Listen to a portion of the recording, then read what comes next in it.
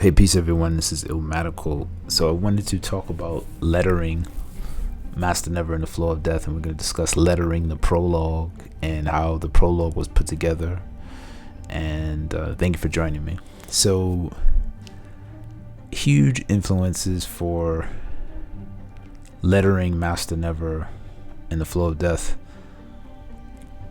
I'd be remiss if I first of all I want to start and say Nate Piekos' book, the comic book lettering guide, has been essential for me to really even consider tackling this task of lettering all the 35 chapters of Master Never.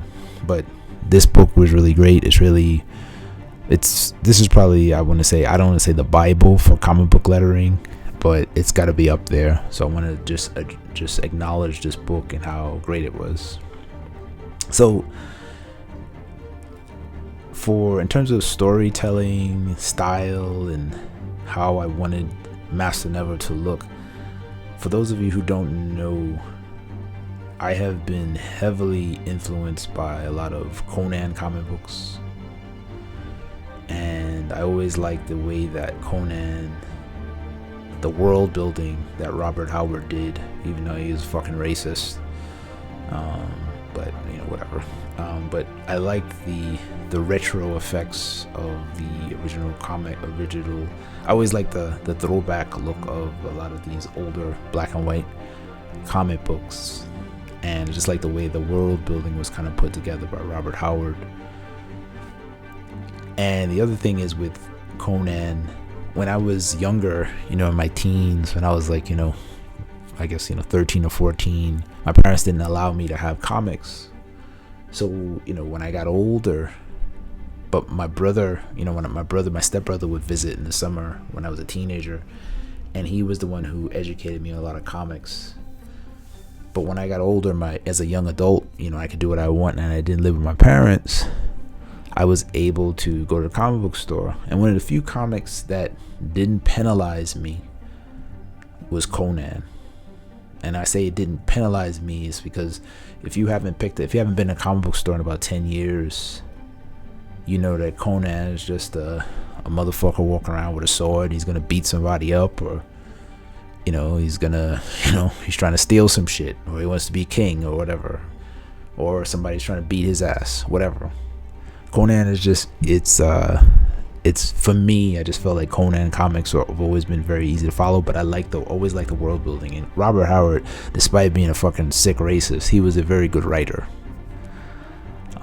But in any event, so when I was crazy enough to start out with Master Never, I had this idea of, this all started out way back in 2006. I'm going to do a separate video on how Master Never got started, but this, the prologue, right?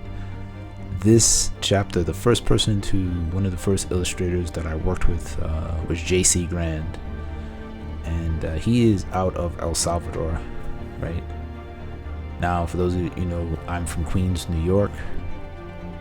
Born and raised New Yorker. The cool thing about Master Never Flow of Death is we've got like an international team of artists that people have collaborated.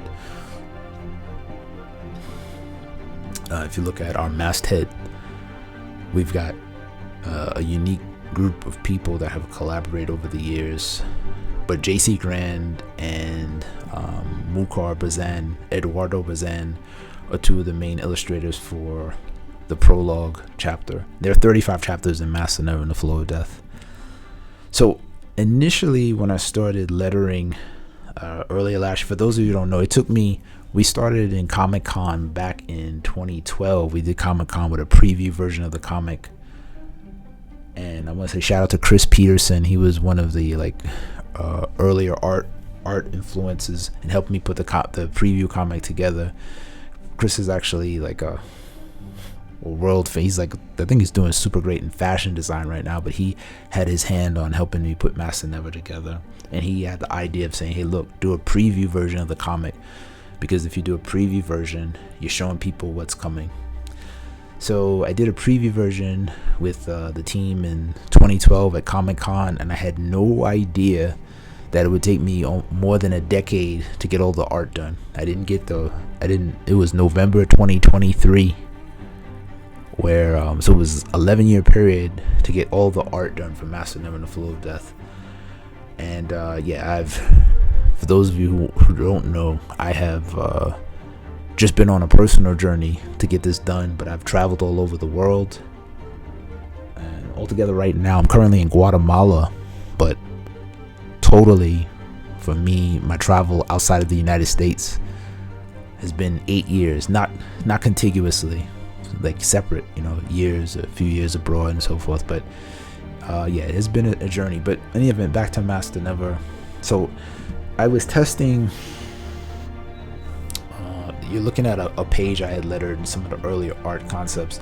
I had, like, if you see the art here, I tried to mimic the Conan comic books with like the retro effect, and I thought it was pretty good.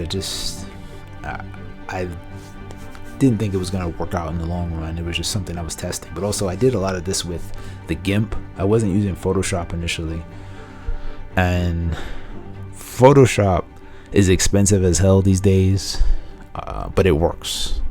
TheGimp, I want it to work.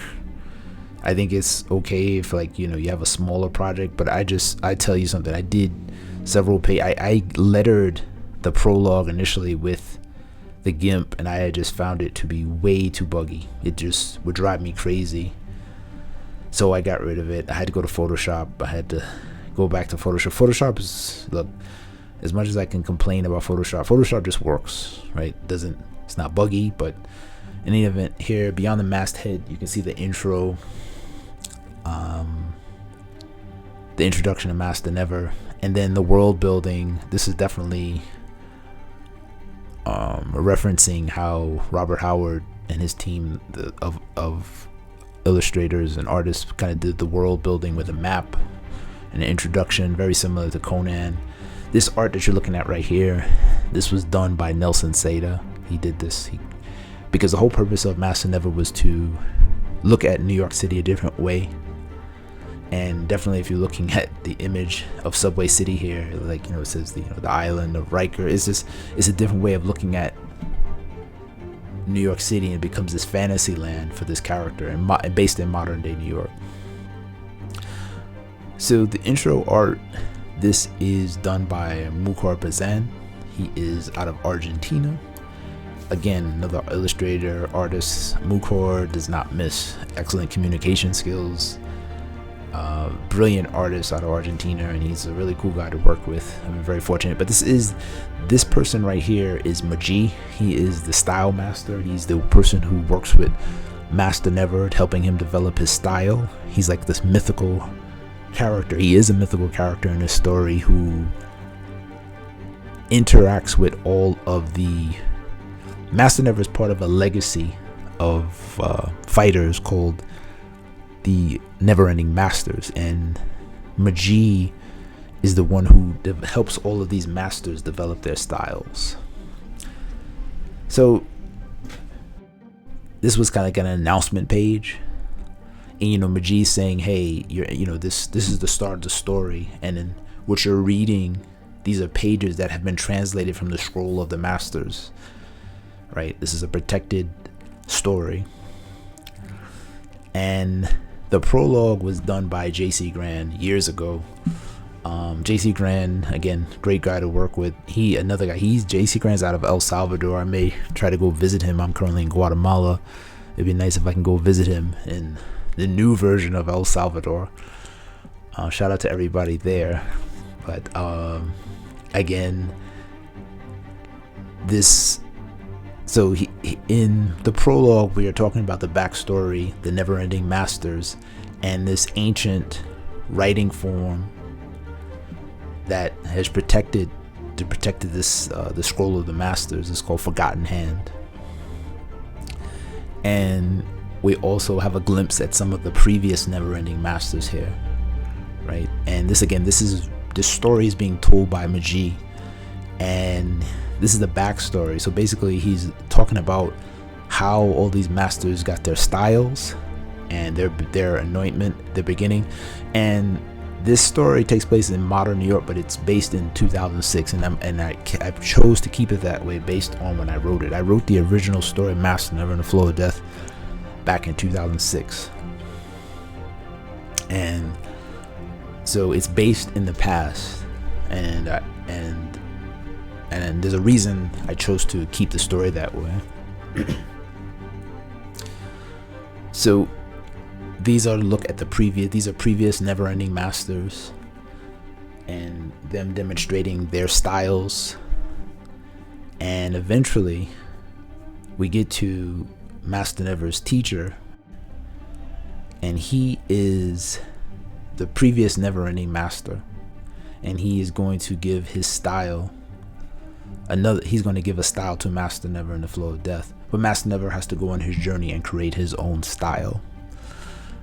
All of this art was done by JC Grand again, and then in the outro here I put a letter. I talk about my journey a bit, and yeah, this has been an awesome journey. I'm very thankful for it.